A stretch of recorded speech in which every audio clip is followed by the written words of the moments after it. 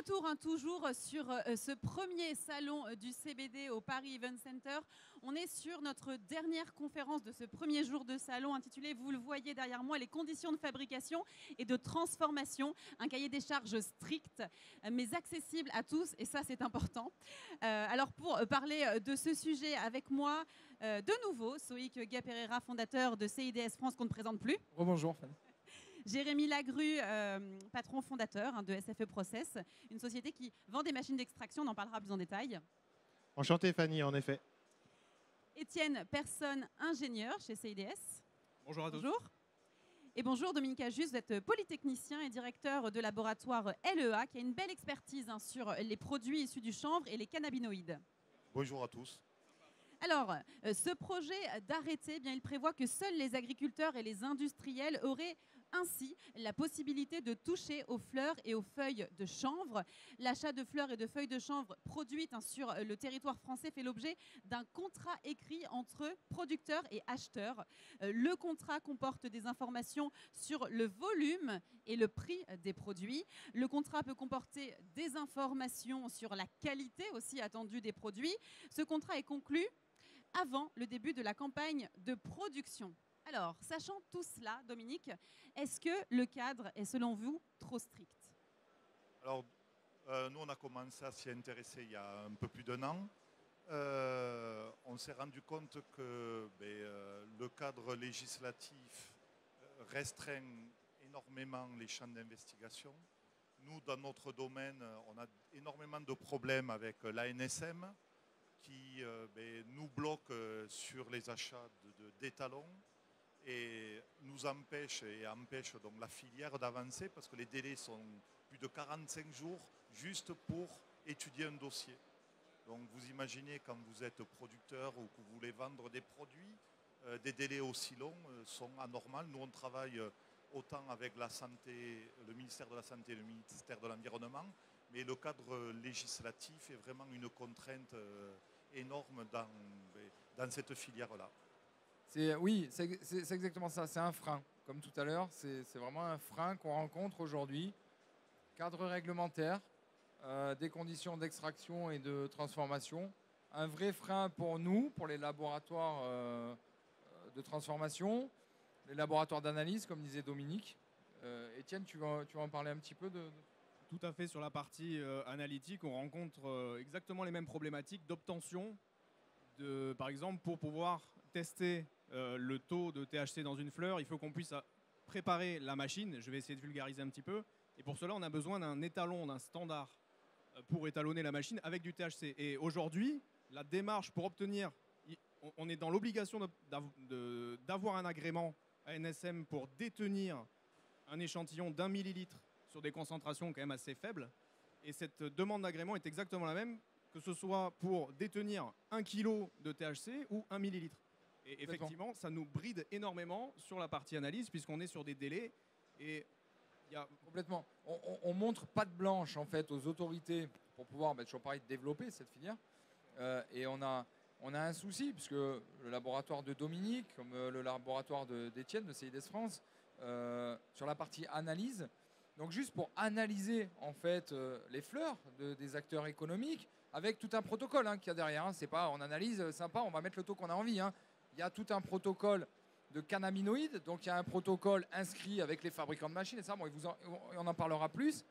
Mais on est traité en fait comme des narcotrafiquants. C'est un peu ça. On est traité comme des contrebandiers, aucune facilité, aucune accessibilité particulière sur des toutes petites quantités en fait de matières pures qu'on a besoin. Alors ça peut s'expliquer, mais qu'on a besoin pour faire nos analyses. En tout cas, il y a pour moi, j'ai l'impression qu'il y a un blocage qui s'opère au moment de la demande d'obtention de ces standards, de ces étalons, puisqu'on a des matières qui sont beaucoup plus difficiles à trouver et qu'on peut avoir beaucoup plus rapidement. Donc ça veut dire qu'à un moment donné, il y a peut-être un blocage à un certain niveau qui nous empêche, ou en tout cas qui augmente les délais de réactivité de l'ANSM. Alors, et quelles seraient les attentes alors des consommateurs, selon vous? Alors, les attentes des consommateurs sur les conditions de fabrication et de transformation. Alors, il y a deux choses. Pour les consommateurs, Fanny, je pense que c'est toujours pareil. Il faut une réassurance. Pour le consommateur, il faut monsieur et madame tout le monde, ils ont besoin de savoir si le produit qu'ils vont consommer, est-ce que c'est un stup, pas un stup, est-ce que c'est du cannabis classique, du chanvre, est-ce qu'il y a... Ils ont le droit, pas le droit. Est-ce que, bon, après, il y a toutes les problématiques. Est-ce qu'on va se faire contrôler avec notre permis de conduire? Est-ce que ça passe dans le sang? Bon, il y a tout ça. Et pour répondre à tout ça efficacement, on a besoin à nos consommateurs, donc à nos professionnels qui vendent aux consommateurs, de donner l'accessibilité aux consommateurs d'une analyse pertinente. Et une analyse produit pertinente aujourd'hui, mais, on vous l'expliquera, c'est tout ce qu'on a commencé à développer. Le consommateur a besoin de voir noir sur blanc une analyse, une contre-analyse. Il a besoin de systématiquement vérifier en fait le produit qu'il consomme, je pense. Un mot sur les attentes du consommateur de la part de vous, Dominique, ou Mais- je prends la parole. Mais je pense que le consommateur est en droit, et c'est le droit français, d'avoir des résultats fiables, rapides et reproductibles. À l'heure actuelle, il y a vraiment une omerta de l'ANSM, du ministère de la Santé, qui ne tranche pas sur le chanvre, le CBD. Nous, on a l'impression, quand on fait les demandes au niveau de la NSM, mais ce que disait, d'être des contrebandiers. C'est-à-dire qu'on demande du THC, on est laboratoire d'analyse, on est accrédité COFRAC, on est agréé, et on est obligé à chaque fois qu'on veut de nouveau des étalons, faire une demande, comme si on était vraiment, voilà, on se servait de ces étalons pour je ne sais quoi faire. Jérémy? Moi, ce que je vois par rapport aux consommateurs, c'est qu'aujourd'hui, on a besoin de beaucoup plus de clarté, mais pas que dans le CBD. Aujourd'hui, quand vous allez acheter des crèmes, des antioxydants, vous voulez savoir d'où ça vient. Une traçabilité sur tous les produits. Une extraction d'antioxydants peut utiliser de l'hexane CMR. Voilà. Et d'autant le CBD a besoin de montrer patte blanche. L'idée de la traçabilité avec Soit est exceptionnelle. Ça va montrer justement qu'on est capable de travailler mieux que certains grands acteurs qui vont travailler avec des outils qui sont aujourd'hui pas exceptionnels. On parle de produits classiques, hein, type antioxydants, anti-âge, etc. Là, on est sur du CBD. La traçabilité que Soïc et Thomas veut mettre en place va vraiment permettre aux consommateurs de dire « Ok, je consomme un produit qui est conforme, bio et fiable pour la consommation. » Tout à fait. Les enjeux sur ce produit de réassurance sont énormes, parce que c'est un produit qui fait débat de fond, politiquement parlant. C'est un produit qui est, je sais pas le mot, mais voilà. Et surtout, au-delà de l'analyse, il faut que le consommateur se dise que le produit n'est pas fabriqué dans des conditions assez obscures, assez floues. Tout à fait. Aujourd'hui, on a quand même des entreprises françaises qui travaillent, donc on l'a dit, on l'avait dit tout à parler, l'heure, avec les bonnes pratiques de fabrication, avec tout un tas de process très précis, de manière à garantir la sécurité sanitaire des produits qui sont commercialisés, et de manière aussi à rassurer le consommateur. Et il y a un vrai besoin de transparence là-dessus, c'est ce qu'on disait tout à l'heure. Le marché du chanvre, du CBD, on a toujours cette idée qui a peut-être été implantée un peu parce que voilà, le chanvre évoque tout ce qu'il évoque, mais que les choses sont faites dans des arrière-cours, que ce n'est pas forcément toujours très clair, alors qu'en fait, si les fabricants aujourd'hui de produits au CBD essaient de mettre en place des techniques de fabrication qui soient les plus safe possible pour le consommateur. Aussi. Transformation accessible, safe, accessible. Donc les acteurs actuels savent ce qu'ils font. On sait ce qu'on fait. C'est une safe zone pour le consommateur. Donc il faut amener plus d'informations à ce sujet auprès du consommateur. Et puis voilà. Et puis on va parler peut-être des techniques de fabrication qui nous amènent. Oui, on peut parler de ces techniques de fabrication, bien sûr. Donc c'est ça en fait. Aujourd'hui, on a des techniques de fabrication qui sont peut-être meilleur que d'autres pour un modèle safe zone, un modèle industriel, un modèle qui puisse, voilà, Jérémy le disait, ou Étienne, c'est quelque chose qui doit s'appliquer dans des conditions industrielles, on le sait, des gros volumes, etc. Mais surtout avec une certaine sécurité. Puis il y a des histoires de rendement, il y a des histoires de rentabilité du process, etc. Tu veux nous en parler un petit peu ? Moi, j'ai une vue assez globale parce qu'on vend des machines à travers le monde, que ce soit pour le CBD, que ce soit pour extraire de la nicotine, pour extraire des antioxydants. Donc, ça me permet aussi de voir ce qui se fait en Europe et les blocages qu'on a en France. Je ne les comprends pas non plus. Hein. On a installé une quinzaine de labos en Europe, au Colorado. Aujourd'hui, il y a plusieurs façons d'extraire. Voilà. Une extraction, aujourd'hui, pour faire simple pour ceux qui sont basiques, quand vous faites votre café, vous faites une extraction. Vous broyez votre café, l'eau traverse le café, va solubiliser des arômes de café et la caféine. On peut faire ça avec des solvants issus du pétrole, qui va être de l'hexane, qui va être cancérigène. On peut faire ça avec de l'alcool, ce qui est encore le mieux. Mais il faut se rappeler que ça vient de l'agriculture intensive. Hein. En France, c'est la betterave. Aujourd'hui, nous, on croit plutôt au CO2. Alors, c'est toujours un peu paradoxal parce que, en fait, il faut savoir qu'on ne crée pas de CO2. On réutilise de CO2 des usines d'ammoniac et d'engrais. Donc, on a un bilan carbone nul. Et le CO2, vous en rejetez. C'est safe, c'est non nocif, non toxique et il ne reste aucune trace dans l'extrait. Et on peut contrôler ça. Et on en consomme très peu parce qu'on tourne en recyclage. C'est un des moyens qu'on peut utiliser avec l'alcool encore, qui en Déjà, fonction de sa source. C'est vachement écolo, déjà, c'est ce qu'on peut dire. Exactement écolo. Aujourd'hui, dans les autres applications, on va mettre ces technologies dans les industries du futur. Parce que ça ne fait aucun rejet. On ne va pas les rejeter on va pas les rejeter des polluants comme de l'eau, on ne va pas avoir aucune trace de CMR dans les actifs. Il ne faut pas se leurrer. Au-delà du côté environnemental de la technologie, le succès de cette technologie, c'est OK. Alors, ce n'est pas à la portée de tous parce que les coûts d'investissement sont très chers. Je pense que certains le savent. Là, je vois des têtes qui font oui, l'extraction CO2, ça coûte cher.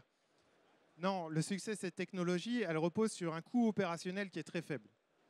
Oui, acheter une extraction solvant, c'est ce qui va vous permettre d'avoir des investissements très faibles. Mais votre alcool, il va aller de plus en plus cher. Extraction solvant, Jérémy, quand tu dis extraction solvant, parce que bon, moi, je suis un averti, hein, tu m'as averti de la question et tout. Bon, pour moi, une question bête que je me posais au début, c'est CO2 supercritique, c'est extraction solvant ou pas du coup? Est-ce que c'est... Oui, c'est un solvant. C'est un solvant. Un solvant, on le met dans des conditions de pression et de température qui en font un solvant écologique.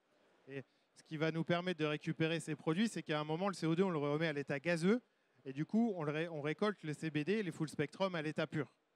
Donc c'est assez paradoxal, puisque moi je parlais tout à l'heure de chasse aux solvants au sein du cahier des charges.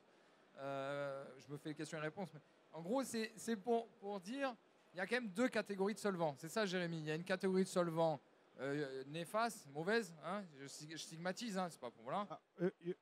Aux États-Unis, par exemple, toutes les machines d'extraction cannabis et chanvre sont auditées par les pompiers. Ouais.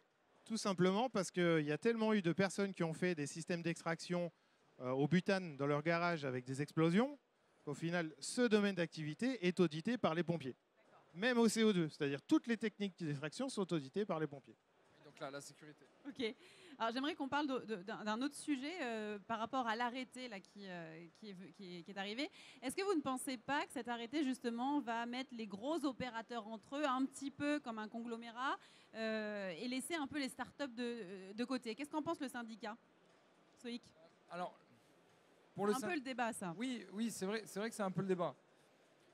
Je pense qu'il faut qu'on appuie sur l'accessible à tous. On en a parlé, c'est dans le titre. Jérémy l'a dit sans le développer, parce qu'on n'a pas normalement énormément de temps. Je pense qu'on a la capacité aujourd'hui d'utiliser des méthodes de transformation que je qualifie, moi, de propres, hein, de naturelles, qui vont être avec l'utilisation de solvants organiques. Le CO2 supercritique, aujourd'hui, ça a un coût. Ok, ça a un coût. Mais ça a un coût que je ne qualifie pas de pas accessible par les startups. C'est pas vrai. Une machine aujourd'hui, c'est peut-être accessible à 150 000 ou 100 000. C'est pas une sorte de faire mon riche, hein, je ne suis pas là pour faire ça. 150 000, c'est quand même une somme. Mais aujourd'hui, de ce que j'observe, les partenaires financiers, les banques, accompagnent sur ces sommes-là. Donc, alors après, il y a un modèle qui doit se dégager, etc. Des gros industriels, est-ce que tout le monde extrait, tous les agriculteurs extraient, chacun dans leur garage, dans leur grange, pardon. Mais au-delà de ça, Soïc, j'ai un exemple que j'aime raconter, parce que c'est une boisson qu'il faut boire un peu plus. Maintenant que je vois comment c'est fabriqué, c'est le martini blanc et le martini rouge. Le martini blanc, le martini rouge, c'est un mélange de 12 plantes naturelles. Okay. Avant les années 2000, ils faisaient une extraction à alcool. Dans les années 2000, ils ont investi 4 millions d'euros pour passer au CO2. Ils ont expliqué que les gains sur le coût opérationnel de fabrication ont fait en sorte que la machine a été rentabilisée en 7 mois. Oui, ça coûte cher. Oui, c'est environnemental, mais ce n'est pas ça le succès. Le succès, c'est qu'à produire, ça ne coûte rien. le CO2 ne coûte rien, l'énergie ne coûte rien, il vous reste que le coût du personnel que vous mettez face à la machine. Avec une machine totalement automatisée, ça vous les réduit. Et aujourd'hui, ils ont expliqué que cette boisson est en perte de vitesse, alors il faut en mettre un petit peu plus. Hein, je ne vais pas vous forcer à boire, mais le martini est une boisson vraiment vertueuse. S'ils n'avaient pas changé de technologie, avec la perte de vente qu'ils ont aujourd'hui, je pense qu'on n'en retrouverait plus. Donc, voilà, donc c'est vrai que ça montre un certain besoin des acteurs économiques de se tourner donc vers de prendre bras le corps cette partie de transformation. Nous, au sein du SPC, on y est très sensibilisés avec le syndicat. Comme je disais, on accompagne l'intégralité de la chaîne de valeur. Donc, c'est les agriculteurs avec nos actions et le label et d'autres choses, comme la partie de transformation. Et on a, dans la partie transformation, on a des fabricants qui vont utiliser des extraits déjà faits, mais on a aussi des gens qui font des extraits, donc qui font ce distillate. Et on y est sensibilisé sur l'accessible à tous, sur la sécurité, donc la zone safety dont on parlait.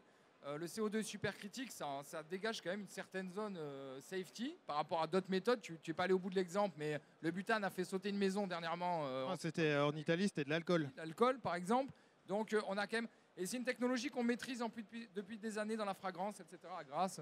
Et c'est celle qui est utilisée dans la pharma. Là, généralement, quand on va être GMP, en fait, on utilise le CO2. Ça apporte énormément de garanties. Après, on a quand même aussi des portes ouvertes sur l'alcool, je crois, Jérémy, puisque.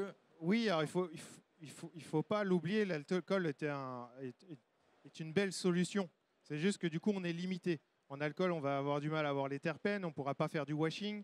Et après, il faut le faire correctement. Je le redis, hein, mais ça reste un solvant inflammable. La maison en Italie qui a explosé, c'est les gens qui faisaient un peu n'importe quoi. Oui. On peut faire en alcool, mais il faut des zones de stockage ATEX. Il faut travailler ça correctement.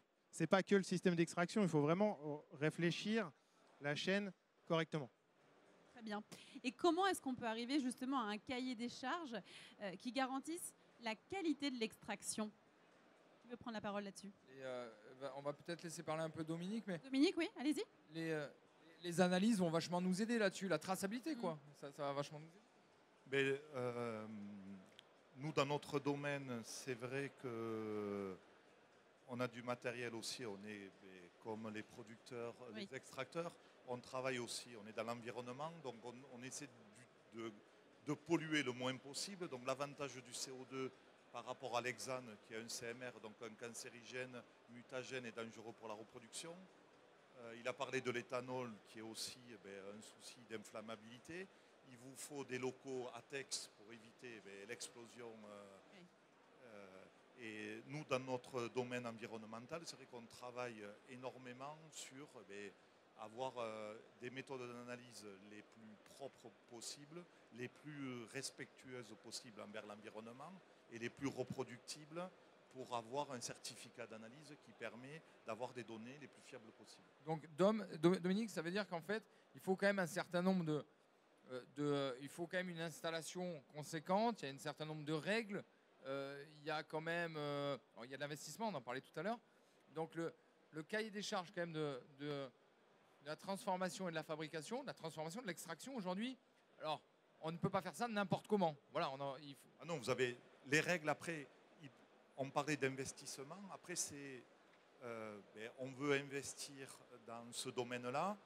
Il faut voir à long terme. C'est-à-dire que c'est vrai qu'à court terme, on peut, comme je disais, dans sa ferme, faire une extraction à l'éthanol. C'est vrai que c'est simple, c'est le moins coûteux, mais les risques sont là, donc les risques pour la santé. Et à long terme, c'est vrai qu'avec le CO2 supercritique, qui est, moi ça fait plus de 20 ans qu'on en parle, les prix sont devenus abordables. Alors c'est vrai on parle de 50 ou 100 000 euros, mais après c'est retour sur investissement. C'est-à-dire que si vous faites un business plan et si vous faites les calculs, vous vous retrouvez après peut-être 3 ou 4 ans à avoir remboursé et à avoir un temps sur l'extraction. C'est beaucoup moins, mais... Voilà, sur la technique. Après, moi, j'écoute pas trop les commerciaux, mais voilà, je pense que... C'est vraiment la technologie à utiliser, la technique. C'est ça. Fanny, en fait, je parlais de qualité. N'oublions pas qu'à la base, en fait, quoi qu'on fasse, la qualité, ça vient sur la plante. Hein. Enfin, nous, on n'est qu'un système d'extraction parmi d'autres. Si on a une bonne qualité de plante à la base, on aura un bon produit de sortie. Et c'est là, La base de la base. c'est là où la traçabilité que met Soic en place est hyper importante, C'est très important. de façon écologique, etc. Mais voilà, il faut un beau produit. Sachant que nous, en tant que fabricants, on va aller. Moi, je formule au labo, je crée des produits. Donc, forcément, on va tendre, on va chercher les extractions qui sont obtenues de manière la plus propre possible. Donc, les acteurs économiques ont vraiment un jeu et un rôle à jouer, on va dire, sur le Choix de la technique. sur le choix de la technique, bien sûr, et pas que sur l'extraction, sur les huiles, sur les arômes, sur pas mal de choses. Et c'est vrai qu'aujourd'hui, l'extraction CO2 supercritique a quand même Ouais, c'est démontre quand même sa rigueur. Comment dire, on est vraiment sur quelque chose de propre comparé quelque à chose de maîtrisé depuis des années. Quelque chose de maîtrisé depuis des années. Mais essayez pas de me convaincre, moi je suis passionné par ça. Qui est pas- qui est- Je vais pas vous dire le contraire. Alors après, qui est un peu particulier dans le domaine des cannabinoïdes, si je peux en parler, bon, moi de ce que j'observe, je ne suis pas aussi technicien qu'eux, c'est quand même, donc c'est une technique qui est connue dans la fragrance, dans le parfum, etc.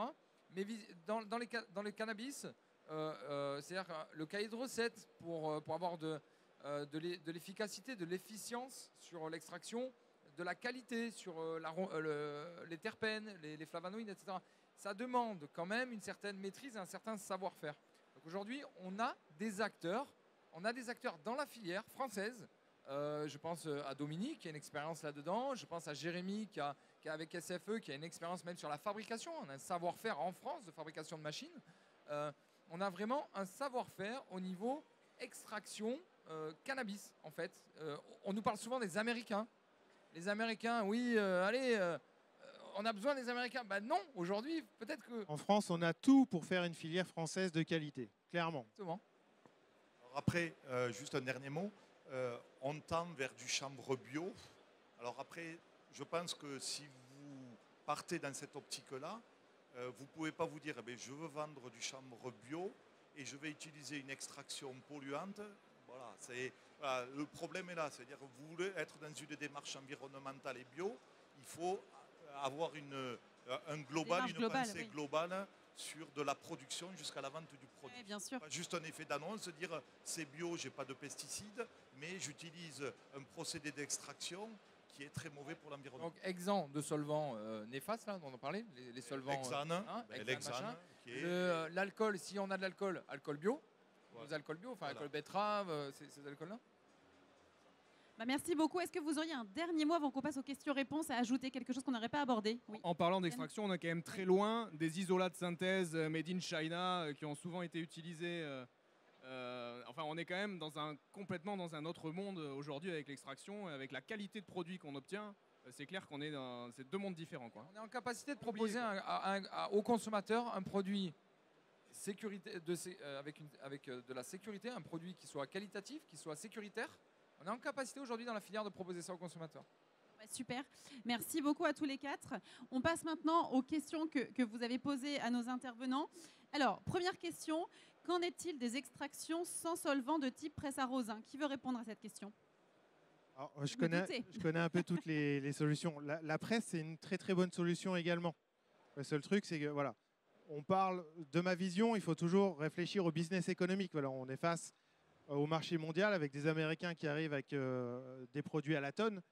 Si on veut faire de la tonne avec de la presse, ça devient compliqué. Et on n'arrivera jamais à extraire 100% du produit sur de la presse. On restera toujours à 70-75%. Donc on perd du produit.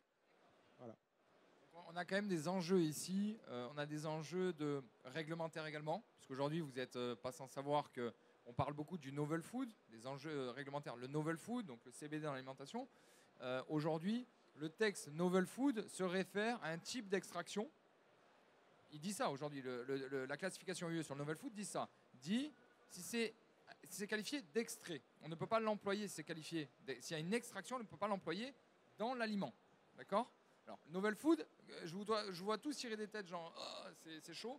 Le novel food, ça n'a pas une portée, c'est-à-dire que chaque pays membre va s'en saisir ou pas. D'accord? Donc, c'est quelque chose qui n'a pas voie réglementaire d'office. Le novel food, c'est à l'appréciation de chaque pays membre. Aujourd'hui, la France ne s'en est pas saisie jusqu'à preuve du contraire. Je peux me tromper, ne s'en est pas saisie. Pas de position là-dessus. Nos réponses.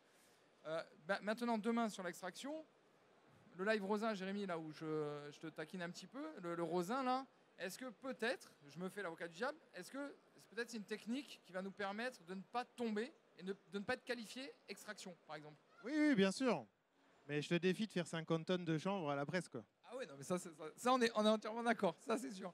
Donc difficilement applicable à un modèle industriel. Oui, mais c'est une technologie qui est très bien, mais pas à l'échelle industrielle. Oui, pas pour produire en grande quantité et faire face à la concurrence internationale. Ok, ça on a bien compris.